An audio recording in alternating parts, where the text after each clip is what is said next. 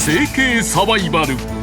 美容整形できるのは2人のうち1人だけ。1人目の候補者はなんと今何人さんと今5人です。旦那さんはちょっとうつで1年間にいます。いやー大変だなそれは。夫がうつ病で入院している中、5人の子供を1人で育てる34歳の女性が登場。さらに2人目の候補者は秋田県の小さな村から19歳が応募。その理由がね、腫ぼったいよねとかは言われたりはあって、女の子同士でのグループにうまく馴染めなくて、自分の子はちょっと嫌いだなみたいなので。言われたがずっと覚えてんだよな。気になるよな、言われると。一重もいいんですけどね。村中の人が顔見知りなのに、学校で容姿について傷つく言葉を言われ不登校になった過去が。しかし東京のキャバクラとかで普通に働けば彼氏もできて東京で全寮制のキャバクラとか全然あるんで、なんだ普通に変わりますよ。住み込みの今までの方は難しい人もいっぱいいらっしゃったんですけど、今回全然必要ないんじゃないかなと思うんですけど。しかも目、鼻、口、脂肪吸引、容姿のコンプレックス全てを美容整形。その費用は結構1000万近くいっちゃうかもしれない。それがなんと全額無料。衝撃の全身整形に挑む美容整形ビフォーアフタービューティースタジアム。さあこの番組は美容整形で人生を変えたい、そんな人たちを日本最高峰の技術を持った美容整形のスペシャリストたちがサポートして救う番組でございます。先にちょっとお尋ねしておきたいですけど、つーちゃんはどうなんですか、ちなみに。もう今言っとこうかなと。多分その聞き方、なんか含みありすぎて答えにくくなってきた。多分いやそんなことない。流れが悪い。この番組も肯定ですから、肯定的な意味でね。私YouTube でも実は公表してるんですけど、そうなんですか。大掛かりなのはないんですけど、プチ整形は公表していまして。だとしたらもうね、そういった経験者としてのまたお話もぜひ聞かせていただけたらと。いや、この番組ちょっと攻めてるなと。10年前から私は結構整形繰り返してるんですけど、10年前とかだったらちょっと考えられないぐらい肯定していただけるような番組っていうのはなんか攻めてるなと思いました。ちょっと昔はやっぱり整形って炎上します。否定的なイメージがあった。そうですね。僕でも基本的には反対派なんですけど、素人のそんなに美人でもない人が出てきて、それを美人のコメンテーターがなんかいじるっていう、すげえ構成の番組だなと思ってるんですけど。そうですね、場合によっては誰かが炎上していく番組なんで、これ。ひろきさんお気をつけくださいね、ぜひ。まず1人目の候補者が暮らしているのは都内某所。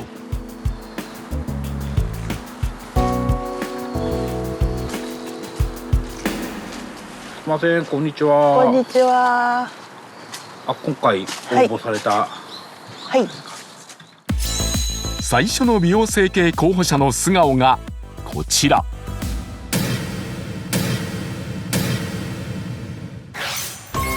幸子さん34歳。身長164センチ、体重80キロ。気になるのはぽっこりと突き出たお腹に噛み合わせが全く合っていないガタガタで黄ばんだ歯。そんな彼女が美容整形をしたい箇所が目のクマの手術をしたいのと脂肪吸引。もともと老け顔なんですけど、余計30代になってきて余計クマが目立ち始めて、お化粧しても隠しきれない、余計老けて見えちゃう。今80キロなんですけど、痩せてずっとリバウンドしない体を作りたいなと思って応募しました。しかしそれ以上に気になるところが。歯はこれはもう差し歯で。差し歯なんだ。そうね、前歯が全部抜けちゃって。どういうこなんで？栄養を取らなさすぎてなのか、もともと歯が悪いのは悪かったんですけど、歯がボロボロボロボロになっちゃって、ここ6本ぐらい歯が抜けちゃう。34歳にして前歯が6本差し歯。ちょっとね、色とかも変わってきちゃうよね、差し歯。今回彼女が整形を希望するのは計3カ所。しかし一体なぜ美容整形を望むのか。いじめられてた時にピラニアってつけられてました。一体何が。彼女の一日に密着すると美容整形を望む壮絶な人生が明らかに。はい。すいません、おはようございます。おはようございます。どうぞ。すいません、失礼します。はい。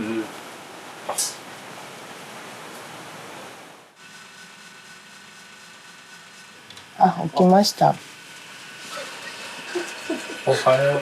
かわいい。おはよう。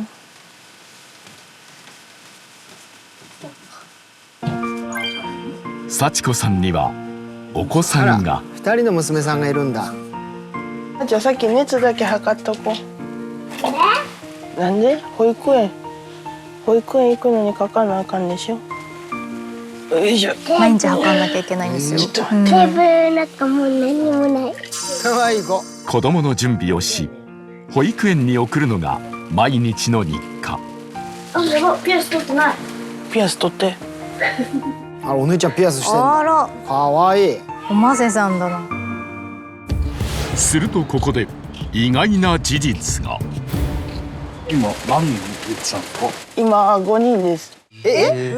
あ、お子さん5人もいんの。すごい。これ下の子たちってこと？ 34歳でお子さんが5人。1人はもう自立していないんですけど、家には4人いてます。すごい。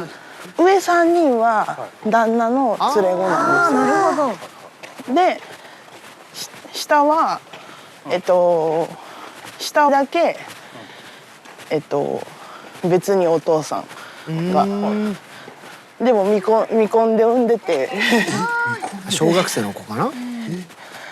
今の旦那さんと出会って旦那さんとの子がこの子で。実は幸子さんの夫には連れ子が3人。さらに幸子さん自身も未婚の男性との間にできた連れ子が1人。そして現在の夫との間に新たにできた子供が1人おり、全部で5人の子供が。ああ、なるほど。そういうことね。しかしある問題が。旦那さんはご自宅に。いや、今ちょっと入院してて。はい。どうされたの？ちょっとうつで1年間入院して。いやー大変だなそれは。1年以上前から夫がうつ病で入院。以来たった一人で4人の子供の面倒を見ているという。うわー、大変だ。頑張ってる。収入っていうのは？収入は子供手当とか。はい。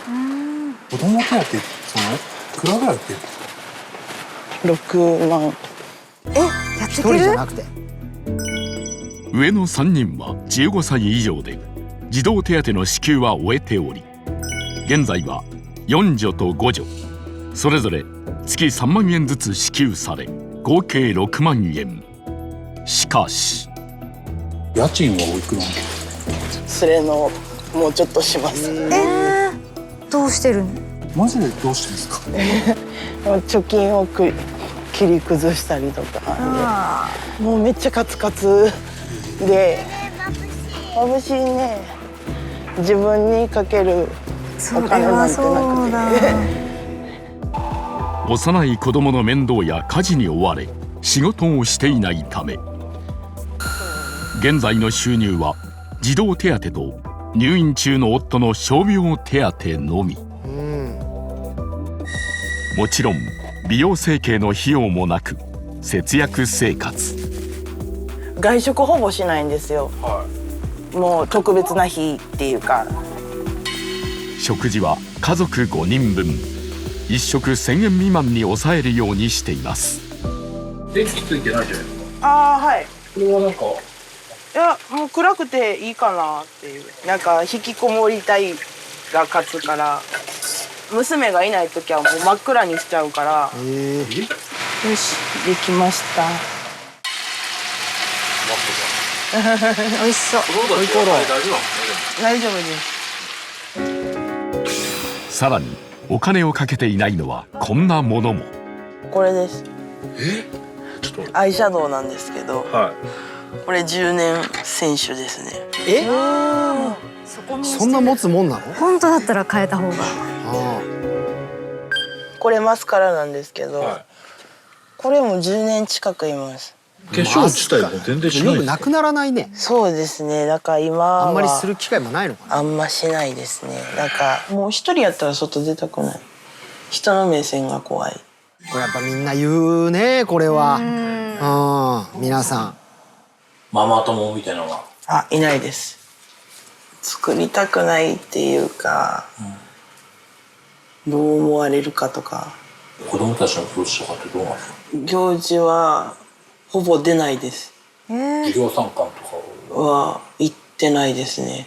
全部がコンプレックスですね。だから。ああ、そうなんだ。人前に立ちたくないんだ。体の全部がコンプレックス。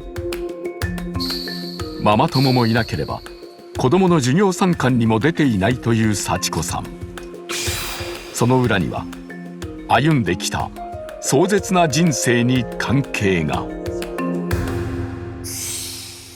いじめられてた時にピラニアってつけられてました。いじめられてたんですか？いじめられてました。中学1年生の頃。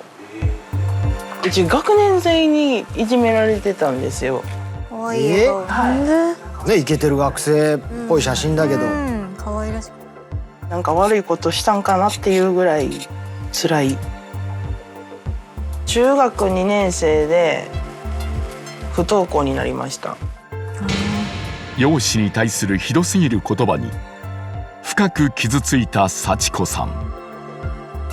中学2年生で不登校。高校へも進学しなかったといいます。その後、なるべく人目につかない工場で働き、25歳の時、当時付き合っていた男性との子供を授かりました。しかし逃げられました。単に逃げられた？はい。逃げられた。どういうことですか？妊娠して、まあ報告っていうのをしたら、下ろしてくれって言われて、でもうちは絶対産みたいっていう風に言ったら、じゃあもういいわみたいな感じで音信不通です。ひどい。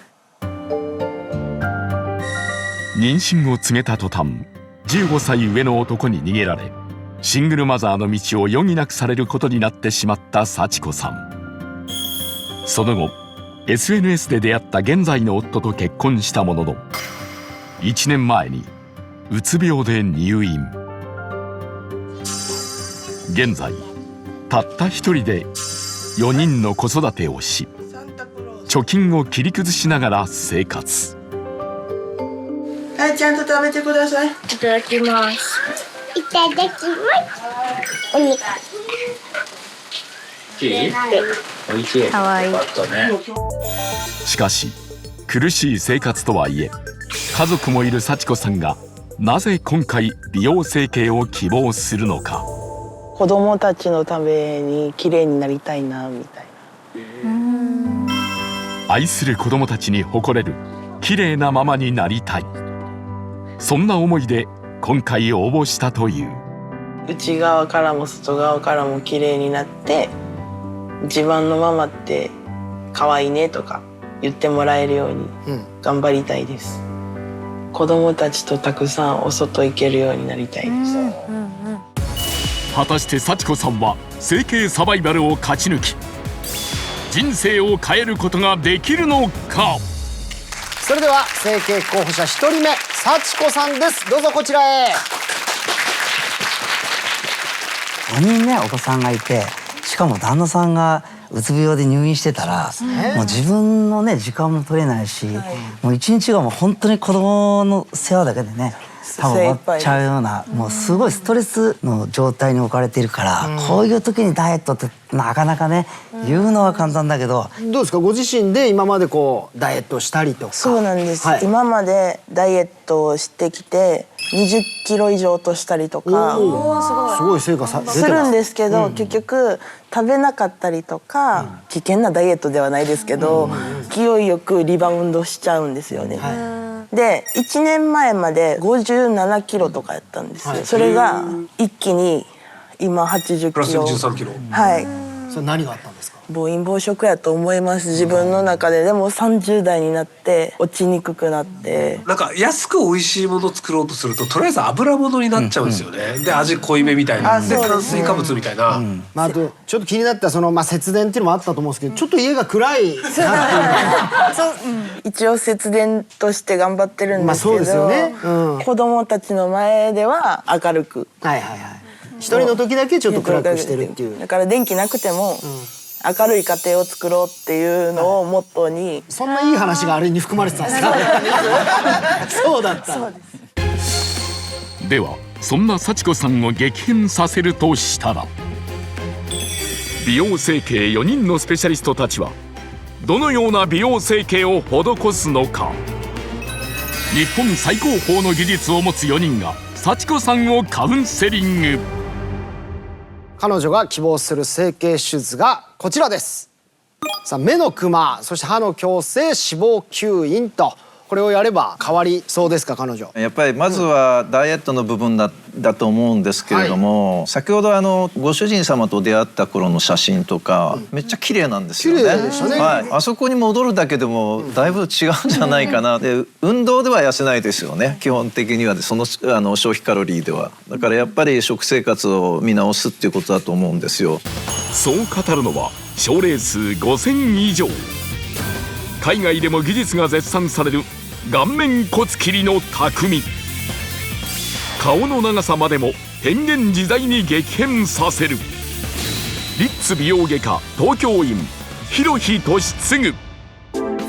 彼が80キロの体型以上に気になったというのが、口元が唯一僕は気になるかなと、きちっと矯正を合わせて、前歯6本はもう一回セラミック作り直しとか、今口唇閉鎖不全っていうんですけど、口がやっぱり閉じにくい状態なんですよね、でそうすると閉じると今度目星じわってよく言いますよ、ここの、それがああいう風に出ちゃうんですね。だからどうしても口元唇ある程度きれいにそこできるんじゃないかなと思いますけど、やっぱり脂肪吸引はもちろんその有効な手段ではあるんですけれども、一回ダイエットをしてどうしても落ちないところに限定してするっていうのがやっぱりいいなと思いますし、こちらは名だたる有名人や社長など数多くの VIP の美容整形を担当、 SBC メディカルグループ代表補佐であり、400名以上の美容外科医を指導してきたレジェンドドクター井川和弘。痩せるための秘訣というのが、年を重ねるとなかなか痩せないっていうのはよく分かりますね。同じ食事量だとどんどん太っていっちゃうし、僕は豆腐をね白米だと自分で洗脳して食べてるっていう感じで頑張ってるんですけど、なんか自分の中で努力して頑張っていただいて、残ったところは脂肪吸引と、でその脂肪を捨てないで胸に入れるとか、いろんな手段があってですね、そしたらなんかグラマラスになりそうな雰囲気は持ってるんで。でも言ってもダイエットするって難しいですもんね。難しいです。私もやっぱり15キロ20キロ私も太ってた時がありますので、やっぱり全然痩せないんですよね、30過ぎてくるとね。そう語るのは、糸リフトや脂肪吸引で究極の美を追求するエキスパート、生涯美しく若返りの魔術師、ルクスクリニック院長奥村智子。彼女が考える痩せるための近道が、本当に顎下の一番痩せにくいこの辺の脂肪筋だけちょっとやるとちょっとダイエットも少しやる気になるみたいな、ちょっと元気になって少し前向きにダイエット頑張ろうみたいなやっぱり気持ちになれるんだったら、やっぱりこういったお顔の脂肪筋をやってもいいんじゃないかなと思いますね。奥村先生の痩せた時と今ずっと続けてる食生活をカウンセリングしていただくみたいなことはできるんですか？そうですね。どんな食生活をされて痩せられたんですか？でもダイエット用のこんにゃく麺とか一生懸命そのカロリーがないものを摂取したりとか、あと食べ方ですね。やはり野菜から取るとか。一回あれですね。ホイコーローやめましょう。あれすっごい美味しいですけどね。美味しそうでしたね。ご飯進むしね。美味しそうに食べてたけど。リバウンドしない体型っておっしゃってたと思うんですけど、リバウンドってしない体型ってそもそも可能なのかっていうのをちょっと先生にお聞きしたいんですけど。食べたら太ります。食べたら太りますから。こちらは脂肪吸引の権威。理想のボディを描く美の職人、モッズクリニック長野博。脂肪吸引しても基本的に体重っていうのはあんまり変わらないですね。見た目は変わりますけども、脂肪ってすごい軽いので、脂肪を1リットル吸ったところで1キロ体重が減るわけではないんですね。私全身脂肪吸引したことあるんですけど、一気に激変ってことにやっぱならないですね。やっぱ今脂肪吸引される方って最後の仕上げとかでもうちょっとめっちゃダイエット頑張ったけどあとここだけ痩せたいとかでされる方が多いんですね。そのボディラインを整えるためにする方が多いので、脂肪吸引にこだわるより自分に合ったダイエットを見つける方がもう絶対効果あります。全身の今脂肪を取るとしたら大体おいくらぐらい費用ってかかるもんなんですか？300万とかですかね。400万ぐらいですかね。やれって言われたらもちろんできるんですね。ちょっとさっきからお話を聞いてて、例えば知識がないんです。ないとは思うんですけど、今の時代 SNS とか自分で調べれば書いてますよね。今言ったこととか。だからそこまで本気じゃないと思うんです。自分の中で。もう一つ約束してほしいのが、一番簡単なダイエット方法って毎日体重計乗ることなんですよ。絶対乗ってないと思うんですよ。毎日は乗ってます。本当？はい。おかしいな。あれ、長野先生のリーダーを崩された。毎日乗ってます。そんな幸子さんとたった1枚の美容整形のプラチナチケットを争う2人目の候補者が住んでいるのは、東京から新幹線でおよそ3時間50分、秋田県。そして秋田駅からさらに車で数時間かけて到着するとある小さな村。候補者の方とは辺り一面田んぼと山々に囲まれた場所で待ち合わせ。すると、どうもこんにちは。こんにちは。花子さんでいらっしゃいますか？はい花子さん。その素顔がこちら。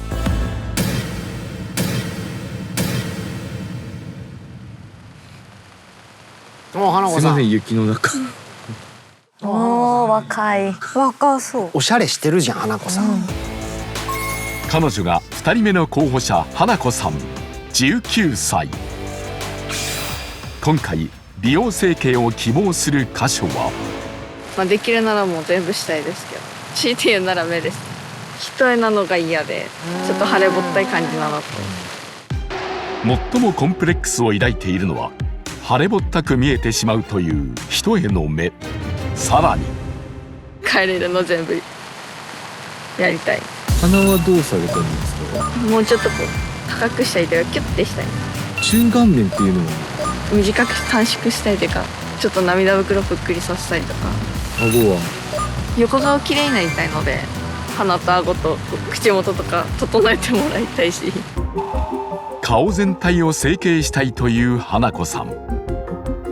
そんな彼女に詳しい話を聞こうとすると、あんまりこの辺歩きながらっていうのはちょっとお話恥ずかしい感じ知り合いがいるかもしれない。小さな村に暮らしているため、知り合いに見つかるかもしれない外でのインタビューは嫌なのだという。噂話とかもあるのかな。そうか。それでもわざわざこの番組に応募し整形を望むのにはある訳が。そこには小さな村で生まれ育ったからこそ逃れられない辛い現実があったのです。確かに噂になっちゃいますね。今日はすっぴんでいらっしゃる。はい。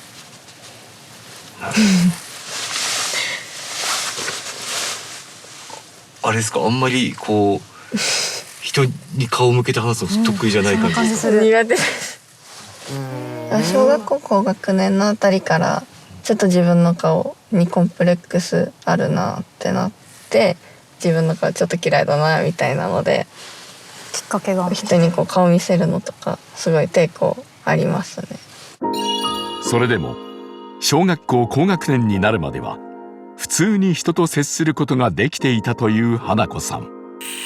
彼女に一体何が？まあなんかちょっと目腫れぼったいよねとかは小学校の時に何回か言われたりはあって。花子の目って腫れぼったいよね。な、言われたがずっと覚えてんだよな。になるよな、言われると。一重もいいんですけどね。同級生のその一言をきっかけに一度自分の一重が気になり始めると、目だけでなく鼻、そして顎と次第に顔のあらゆる部位に自信が持てなくなり、可愛いよ。いつしか自分の顔が嫌いという強いネガティブな感情に。しかも困ったことに、ほとんどみんな保育園からも中学校まで一緒なので、小学校と中学合わせて100人とかです。全員ほぼ顔知ってる？みんな知ってる人ばっかりです。みんな知り合いだ。そうか。暮らすのは小さい村のため、地域にある学校は小中学校併設の1校だけ。そのため嫌がおうでも自分の容姿をからかう人間たちと、中学校を卒業するまでの9年間は一緒にいなければならないのです。ずっと一緒って辛いね。辛い、逃げられない。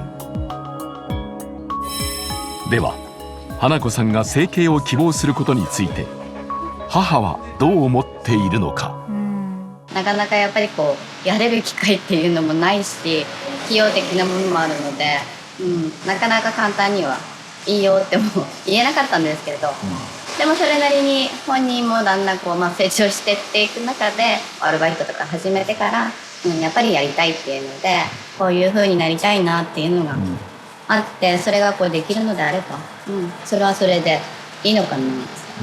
別人になるとはまた違うと思うので、中身は同じなので今も十分それはそれでいいんですけど、でもまた変わった自分ねあっただけでもそれはそれで私も嬉しいし、母の理解も得られ今回の応募に至ったという花子さんですが、実は中学生になるとさらに彼女を追い詰める出来事が。女の子同士でのグループだったりとかにこううまくなじめなくて、学校に居づらいみたいな、いるの苦しくなって行けなくなりました。グループにいた女の子たちっていうのはもともと小学校の時は喋ってた子たちですか？普通に仲良かったっていうか、普通に遊んだりはしてました。一緒にいた子たちです。しかし中学校に入学すると仲間外れにされ不登校に。さらにコンビニはもうあれぐらいしかないんですか？です。はい、あれくらいしかないです。普通に学校終わる時間とかだと帰る人たちが寄ったりとか、日中だと学校あるのになんでいるのみたいになるかなと思っていろいろ考えてあんまり行きたくなかった。いけないよね。いけない。コンビニ行ってももう顔見知りしかいないもんね。学校にも地域にも居場所を失った花子さんはその後通信制の高校へ。それでも一度からかわれた容姿へのコンプレックスは消えず、自分の顔があんま好きじゃなかったからマスクで顔半分隠してました。不登校になってちょっと鬱っぽくなってからうまく笑えなくなって、写真撮る時とかも笑ってって言われるのが嫌で、笑うのが苦手になっちゃって、あんまり写真撮りたくないなみたいな、自分の顔も嫌だったのであんまり残したくないなと思って。それでも母親との思い出を残そうと買い物の時に撮った動画が残っているという。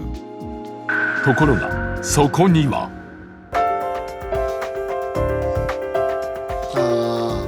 顔が映ってないんだ。うん、そうか。映っているのは手のみ。家族の前でさえも素直に顔を映せなかったのです。養子いじりをきっかけにいじめ不登校を経験してきた花子さん。そんな彼女にはもしも美容整形できたらやりたいことがあるという。もっといっぱい写真撮りたい、残したい。友達とか撮ることもそうですし、これから成人式もそっかその前撮りとかもいろいろ写真に残したりしたいなって思います。写真残したいよな。可愛いのに顔があれだって落ち込みたくないから自分でいつもそうやって落ち込むんです。さあでは美容整形候補者2人目の花子さんです。どうぞこちらへお願いします。おしゃれして秋田から来てくれました。どうぞ。この番組に出ようって決心してくれたのは、もしかしたら村の人見るかもしれないからねこれ。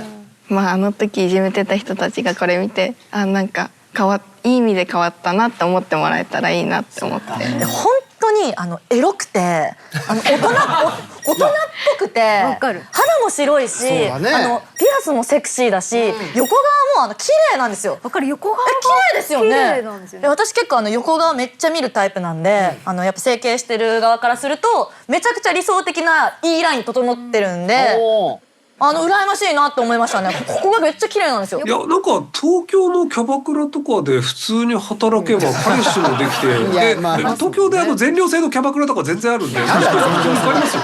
住み込みのちょっと今までの方は難しい人もいっぱいいらっしゃったんですけど、今回全然必要ないんじゃないかなと思うんですけど。ひろゆきさんなりのエールなんですけどね、いかがですか？ありがとうございます。今ちなみにお仕事とかアルバイトは一応夜働いてます。じゃあそういう、したら普通にモテません？モテそう。可愛いじゃんって言われたりとか。言われてんじゃん。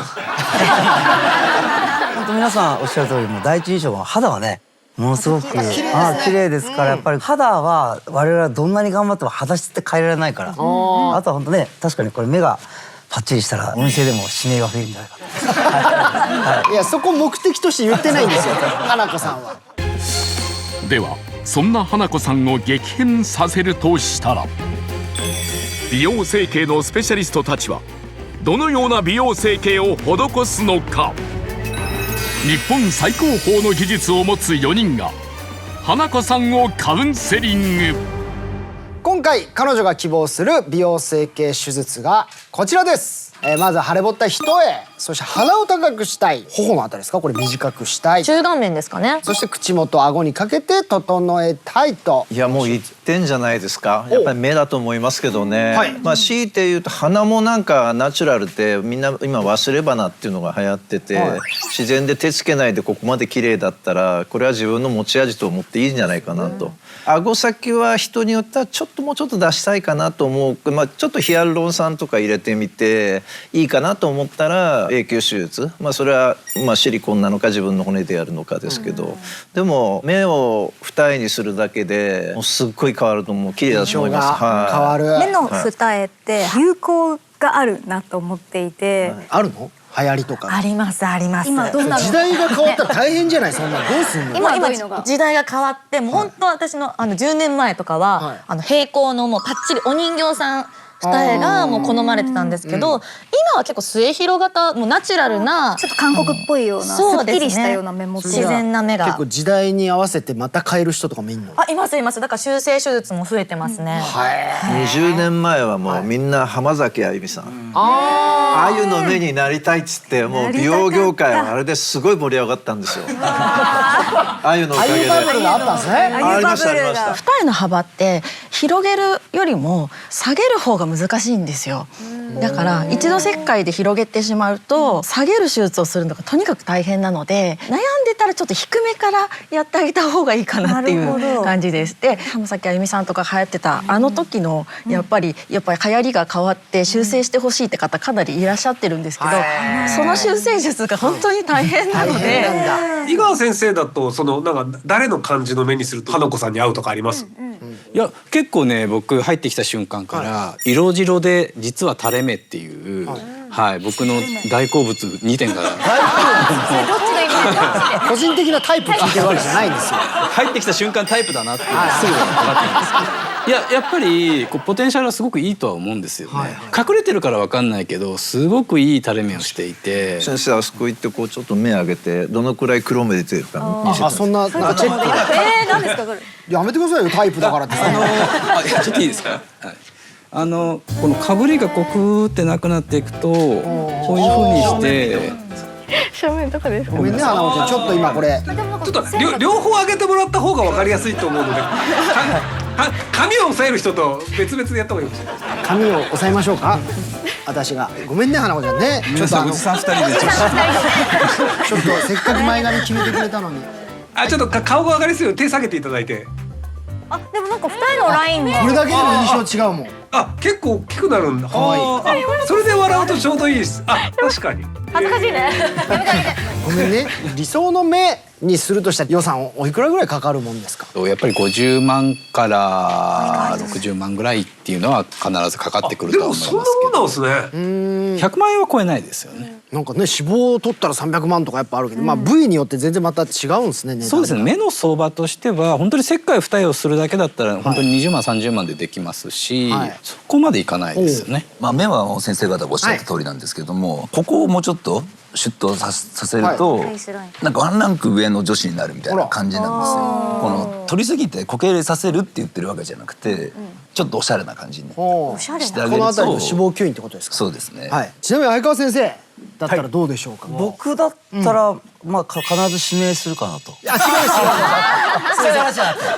う六本木の話をしてるんじゃないですよね。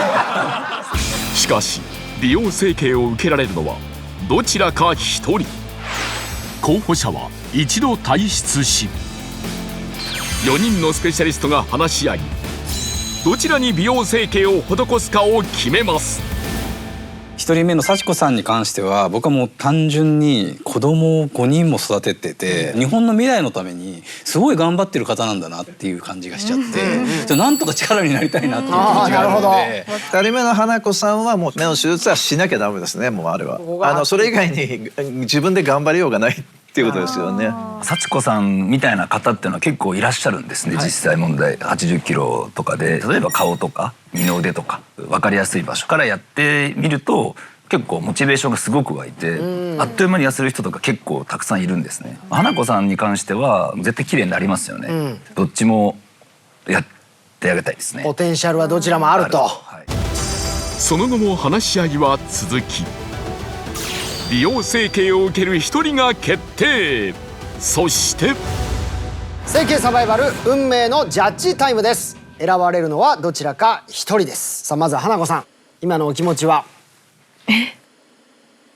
ドキドキしてます。さあ幸子さん。もうドキドキもう吐きそうです。いやもうよろしくお願いしますしか用意がね。それでは発表いたします。果たして美容整形のスペシャリストたちが人生を救うのは？上3人は旦那の連れ子なんですよ。旦那さんもちょっとうつで1年間に夫の連れ子を含め5人の子供を一人で育てる幸子さんか。で腫れぼったいよねとかは言われたりはあって、女の子同士でのグループにうまくなじめなくて、自分の子はちょっと嫌いだなみたいなので、学校で容姿について傷つく言葉を言われ不登校になった花子さんか。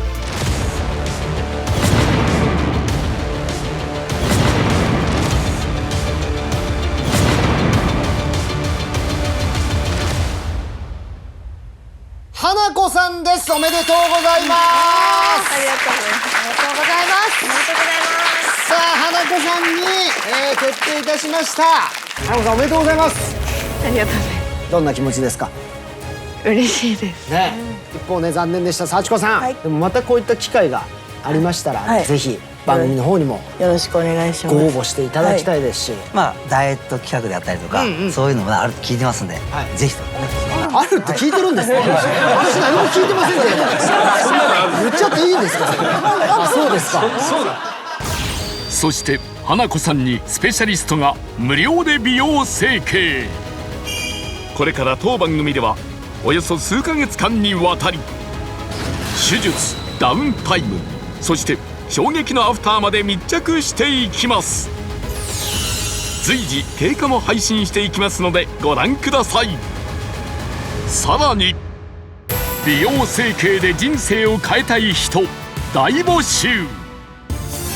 目、鼻、骨格、胸、歯、体型、若返りなど日本を代表する美容整形のスペシャリストがあなたを美女に大変身させます。